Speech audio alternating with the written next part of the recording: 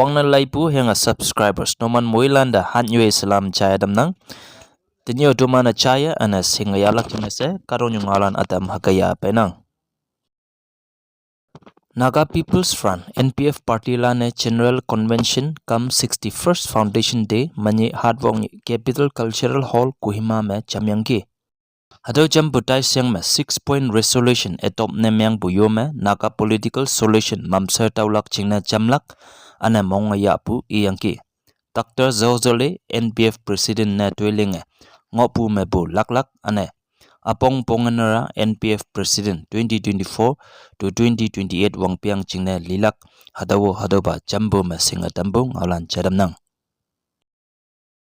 Tuensang Saujang College students hayang achang students conference lane tayang ngopu ij9nx call off ne myang bu Ngaolan chanang hado call off ne myang buwa the Minister of Higher Education and Tourism tamchan imna along kaya students lan pong de yulak chingne written assurance phabu chingne ij9nx call off ne myang bu se inang chang students conference lane phabu Ngaolan me minister pa nyana phabu written assurance me halan ngonang se inang.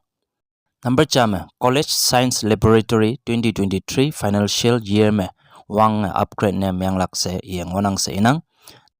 Number 2 me college me 2024 wang piang matang science stream me major subject introduced ne myang lak se yang ki se inang.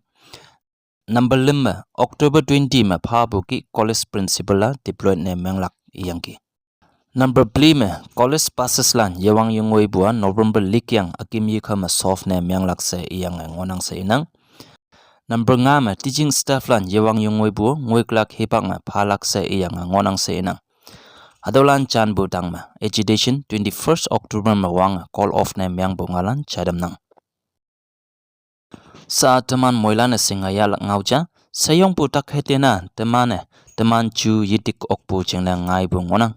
Hadauki medical scientist lane iman research ma taubua teman pha tit yechaw yesa bu kaya yechima pha tak bu kaya teman chulo myang damnang se inang ane heart disease so pha yamai bu chingna ngai bu se yang research ma medical scientist lane taubu Ngaolan chadamnang.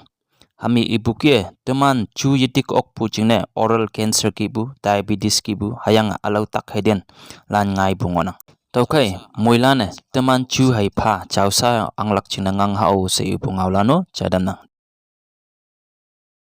Manipur me lainyo na hanyi tui pu chiang me tui palana ka ta nga ngoya CBI lane phoyang gi.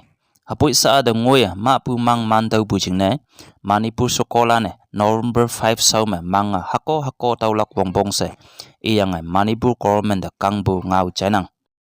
Hadaw na hanya July 6 ni me ma atai bua September 25 ni imni noksa internet mangyangi. Imni atuyang Churajanpur district mangopu Lokhain bi khul semen bu nyoiching me imni manga mudam bu ki ngonang.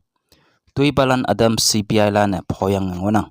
Haboy mangsa dongoya yataw bu chingne Look My Self Foundation LSF sako khung lane manga November 5 hardwork ni sauma taulak wongbong se iyang CPI ane Manipur government da kangbu iyangki. It pu ni mong ma yetaw kama sokolan hayang public lan asay mangyam lak chingna tailak haka Taiwan de mo phai chopu ngai ma Manipur government kaya hangki yi yakilak se ibu Ngaolan chadamnang. Tenyi bu Kahtoknyu Ngaolan halan masonang laibu moilan de menyong panang.